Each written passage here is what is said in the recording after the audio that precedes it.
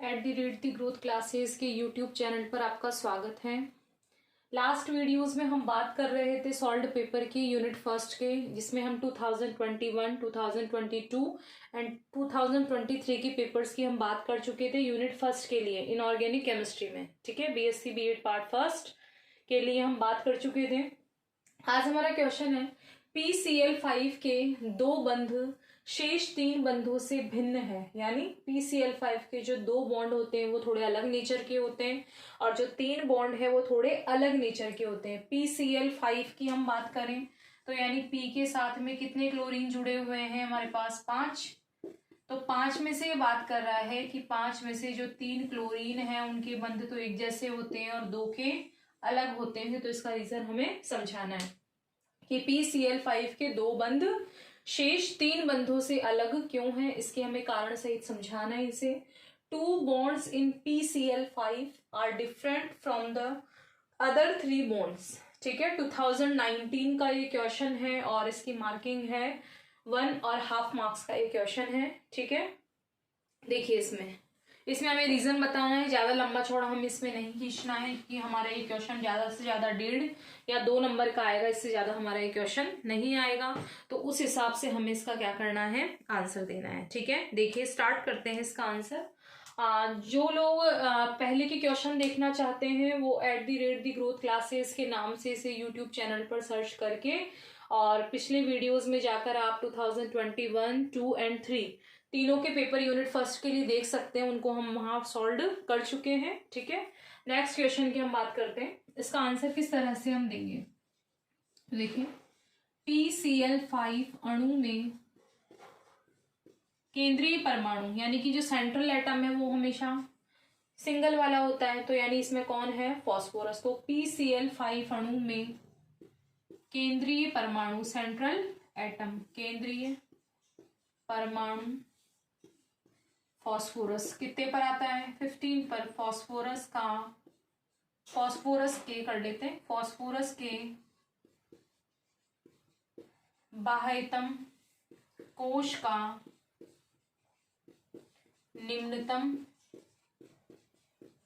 व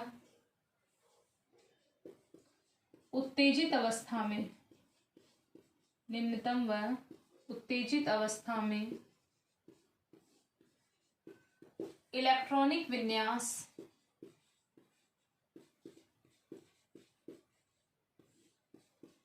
निम्न प्रकार का होता है।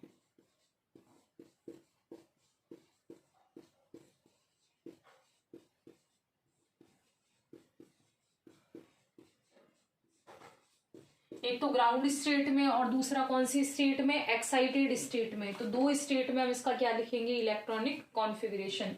तो पहले हम बात करें निम्नतम अवस्था, आउटर शेल का लेना है हमें। ठीक है, सिर्फ कौन से कोश का, आउटर शेल का यानी वैलेंस शेल का। तो निम्नतम अवस्था, बाहर हम बात करें तो फॉस्फोरस के बाहर कौन सा विन्यास होता है, हम यहाँ साइड में हम देखें तो फॉस्फोरस 15 पर, तो इसमें होता है 3s2, नाइट्रोजन की जस्ट नीचे आता ही है तो 3s2 3p3। और हम बात करें तो 3s2 3p के बाद में क्या आता है हमारे पास में 3d भी आता है। ठीक है, तो यहाँ हम d की बात भी करेंगे।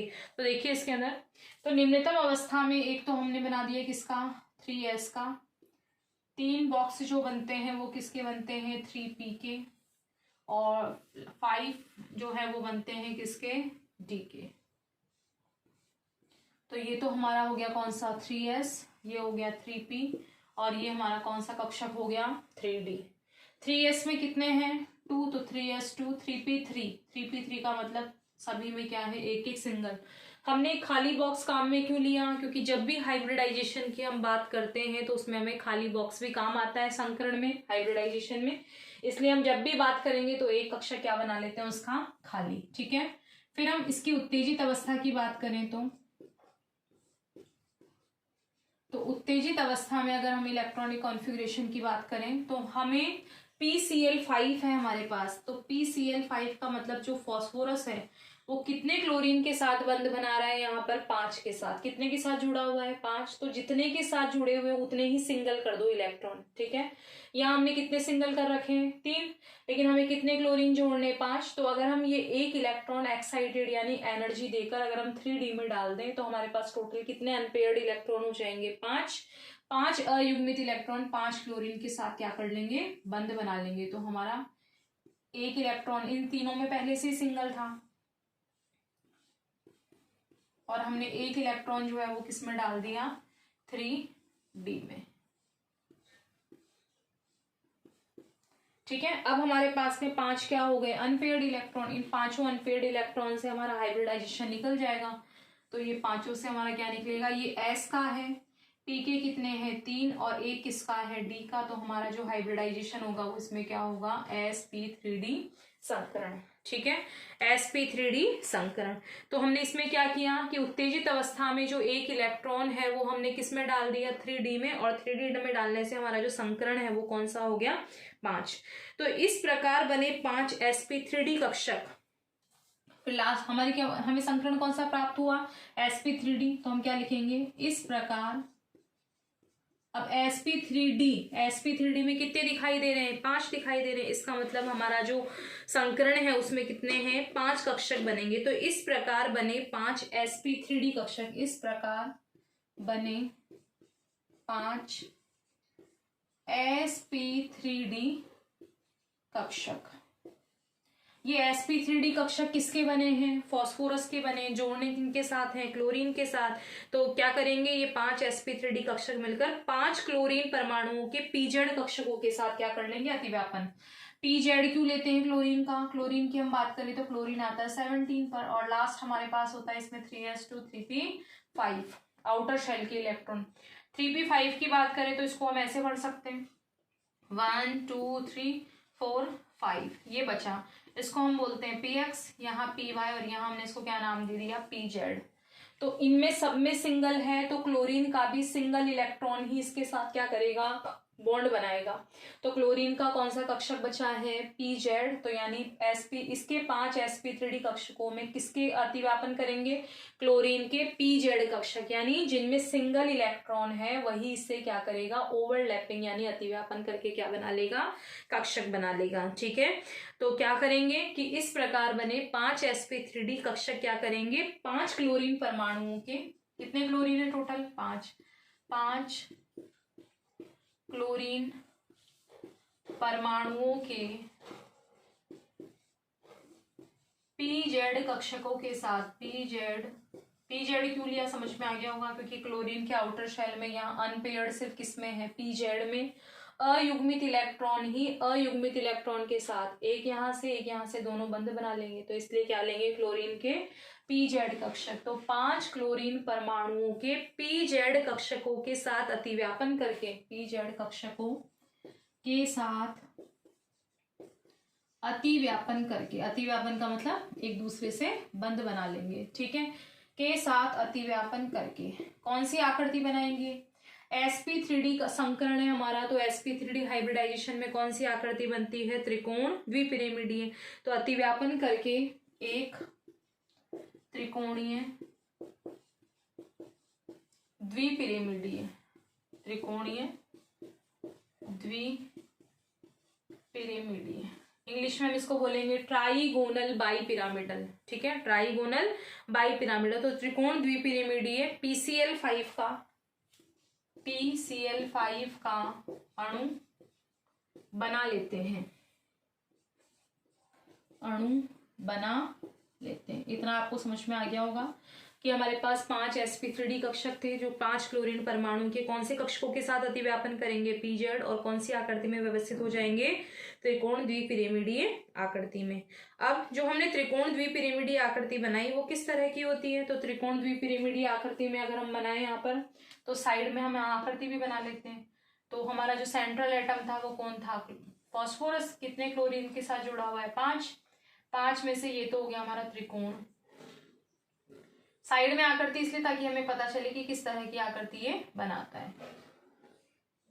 ये हमने बना लिए क्लोरीन, और हमने ये बना लिया यहाँ पर क्लोरीन, ठीक है। कौन सी आकृति हो गई है? त्रिकोण द्विपिरामिडीय आकृति है। इसको हम नेक्स्ट पेज पर बना लेते हैं। इतना आप एक बार इसको नोट डाउन कर लीजिए ताकि फिर इसको हम आगे कंटिन्यू करते हैं। ठीक है, थोड़ा सा और आंसर हमें देना है इसमें भी। डेट नंबर के हिसाब से कोई बड़ा नहीं है, ये तो हम समझते हैं, इसलिए थोड़ा टाइम लग जाता है। उतारने बैठोगे तो ज्यादा से ज्यादा 2 मिनट इसमें लगेंगे, इससे ज्यादा इसमें टाइम नहीं लगेगा। नोट डाउन कीजिए इतना।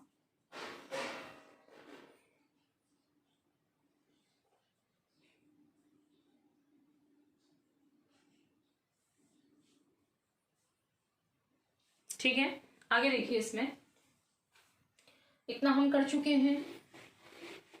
हमें ये पता चली गया कि कौन सा है इसमें संकरण, sp3d संकरण है। फिर उसके बाद हमें क्या ऐड करना है, और थोड़ा सा इसमें और ऐड करना है। देखिए क्या ऐड करना है इसके अंदर हमें, देखिए तो हमने यहाँ साइड में संरचना बना ली, इसकी बीच में डाल दिया फॉस्फोरस। ये हो गया हमारा त्रिकोण। त्रिकोण पे 3 क्लोरीन है, 3 क्लोरीन तो ऐसे हैं, और 2 क्लोरीन जो है वो हमारे कहाँ है? अक्षीय। सीधी लाइन वाली होती है अक्षीय यानी एक्सियल पोजीशन, और ये वाली कौन सी पोजीशन होती है? भूमध्य यानी कि इक्वेटोरियल पोजीशन। अब इसमें बॉन्ड एंगल की अगर हम बात करें तो जो भूमध्य स्थिति यानी जो इक्वेटोरियल स्थिति है हमारी, उस इक्वेटोरियल वाली में तो ये बॉन्ड कितने डिग्री का बनाते हैं? 120 डिग्री का। ठीक है, यानी जो भूमध्य स्थिति पर जो क्लोरीन है उनके बीच में तो कोण कितने डिग्री का है? 120 डिग्री का है। लेकिन जो अक्षीय स्थिति के साथ बनाएंगे वो कितने डिग्री का बनाएंगे? 90 डिग्री का। कितने डिग्री का कोण बनेगा यहाँ पर हमारे पास में? 90 डिग्री का कोण बनेगा। अब 90 और 120 यानी दोनों में अलग अलग अंतर है, तो हम ये कह सकते हैं कि जो त्रिकोण द्विपिरामिडीय संरचना है वो नियमित नहीं है। तो चूंकि sp3d संकरण में, या हम डायरेक्ट संरचना का नाम है, चूंकि त्रिकोणीय द्विपिरामिडीय संरचना नियमित नहीं है। नियमित यानी सारे कोण एक जैसे नहीं है, नियमित नहीं है। अब इसमें कुछ तो कौन से कितने डिग्री के हैं? 120 डिग्री के, और कुछ 3 कोण तो क्या हुए? PCl5 में 3 कोण कितने डिग्री के हैं? 120 डिग्री के। 3 कोण 120 डिग्री व शेष 2 90 डिग्री के हैं। अब हमें पता चल गया होगा, इसीलिए क्या होता है? PCl5 के जो 2 बंध होते हैं वो शेष 3 बंधों से क्या होते हैं?